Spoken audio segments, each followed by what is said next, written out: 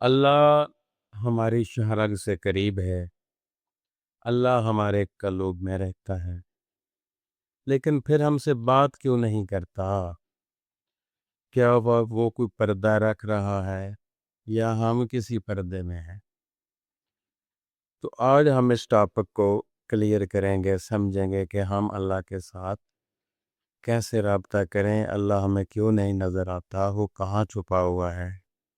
جب اس نے خود کہا ہے کہ میں تمہاری شاعر سے زیادہ قریب ہوں، میں مومن کے قلب میں بستا ہوں، تو پھر آج تک نظر نہیں آیا، محسوس نہیں ہوا، بات نہیں ہوئی اس سے۔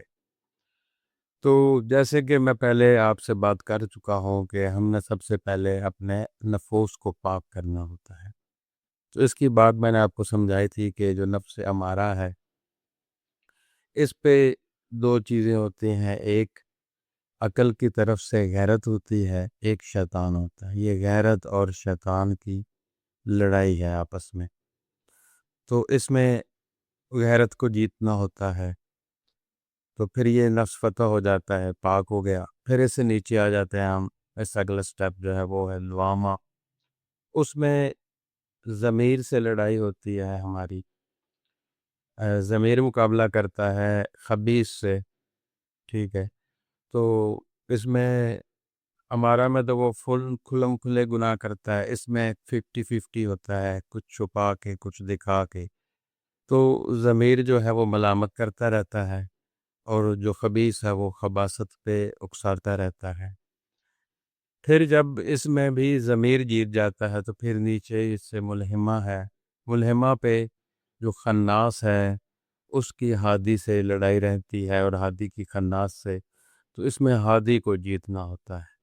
اس میں ٹوٹل 100% خفیہ باطنی جو ہوتے ہیں گناہ وہ سرزد ہوتے ہیں، جن میں ہم یہ سمجھیں کہ نفرت، منافقت، کدورت، بغض، حسد، چغل خوری، جو بھی مطلب باطن کے اندر اندر چیزیں رہتی ہیں کسی کے لیے اس کے مخالفت میں، تو یہ سارے انجام دہی جو ہے وہ خناس کرواتا ہے، اور جو ہادی ہے وہ ہدایت دیتا ہے۔ تو پھر یہاں بھی جب ہادی جیت جاتا تو ہم نفس مطمئنہ پہ پہنچ گئے۔ اب مطمئنہ پہ جب ہم پہنچ جائے تو پھر روح کی اور نفس کی دوستی ہو جاتی ہے، کیونکہ نفس پاک ہو جاتا ہے اور دوئی بھی ختم ہو جاتی ہے یہاں پر۔ اس سے آگے کچھ اور دوئیاں بھی ہیں، وہ بھی کلیئر کریں گے، لیکن ایک دوئی یہاں پہ کلیئر ہو جاتی ہے۔ اب ہم نے یہ سمجھنا ہے کہ جب یہ سارا پروسیس طے ہو گیا، پھر اللہ سے تو ملاقات ہونی چاہیے ہماری، آخر کیوں نہیں ہو پا رہی؟ اللہ ہمیں کیسے نظر آئے گا؟ اللہ جب کہہ رہا ہے کہ میں ہوں ادھر، تو پھر وہ کیوں نہیں ملتا، بات کیوں نہیں کرتا؟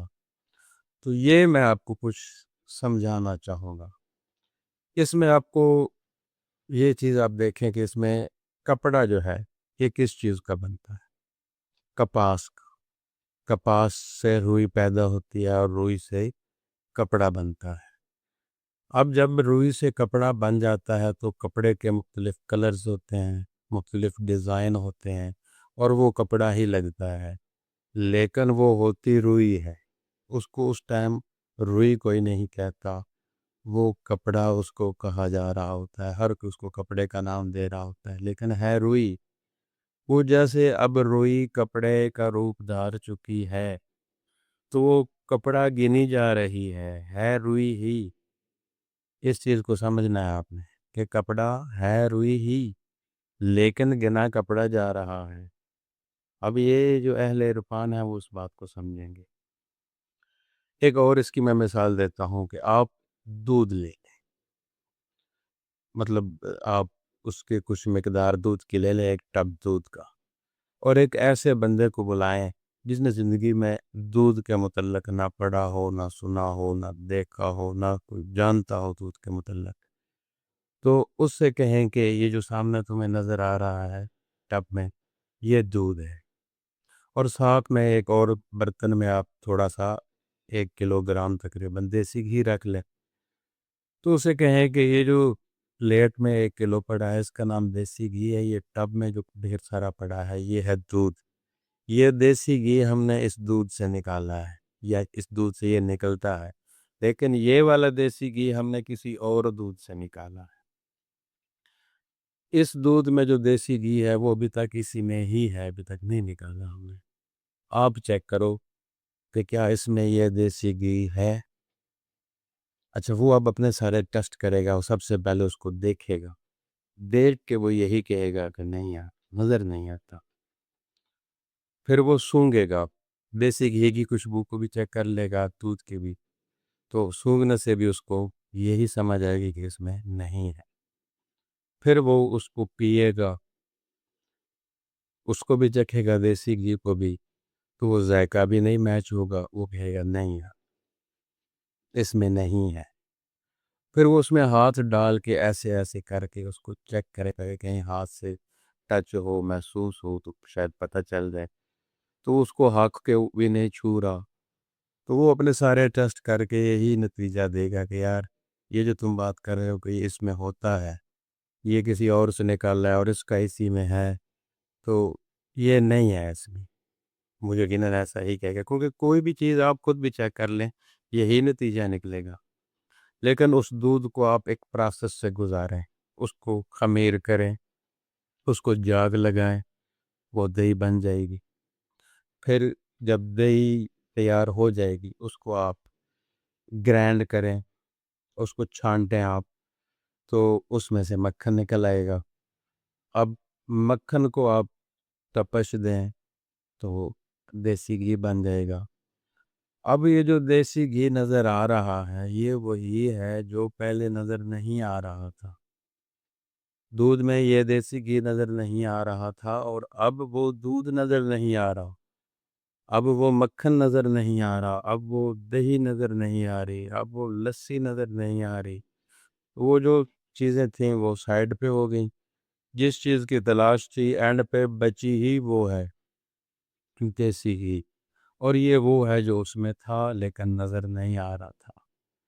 سیم وہ ذات کبریا، وہ ذات حق بھی اسی طرح ہی ہم میں موجود ہے، لیکن وہ ہمیں نظر نہیں آتی۔ اس کو دیکھنے کے لیے ہمیں خاص آنکھ کی ضرورت ہے، خاص بینائی کی ضرورت ہے، خاص عرفان و شعور کی ضرورت ہے، تاکہ ہم اس بات کو سمجھ سکیں کہ وہ ہے بھی اور نظر بھی نہیں آتا۔ وہ ایسے ہی ہے جیسے حضرت یوسف کے پاس جب ان کے بھائی گئے تھے تو وہ یوسف کو ملے بھی تھے، اور پھر بھی ان کا دعویٰ یہی تھا کہ یوسف ہم سے بچھڑ چکا ہے، پتہ نہیں کہاں ہوگا، حالانکہ وہ یوسف کو روبرو عین بین مل چکے ہیں۔ اسی طرح ہی ہے یہ ذات، ٹھیک ہے، یہ بالکل عین بین عیاں ہے، ہمارے سامنے ہے، ہمارے پاس ہے، جہاں ہم ہیں وہیں یہ ہے، لیکن اس کو سمجھنے کے لیے عرفان چاہیے، سمجھ چاہیے، پھر یہ سمجھ میں آئے گی کہ یہ ذات کیا ہے، کیسی ہے، کہاں ہے، اور ہم اس کے ساتھ کیسے کمیونیکیٹ کر سکتے ہیں، یا یہ ہمارے ساتھ کیسے بات کرے گی ذات۔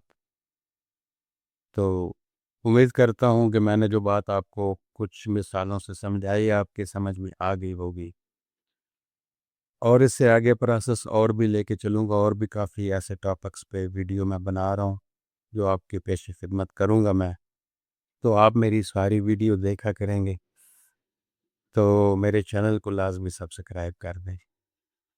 مزید انشاءاللہ نئی ویڈیو کے ساتھ حاضر ہوں گا، تب تک کے لیے مجھے اجازت دیں۔ اللہ حافظ۔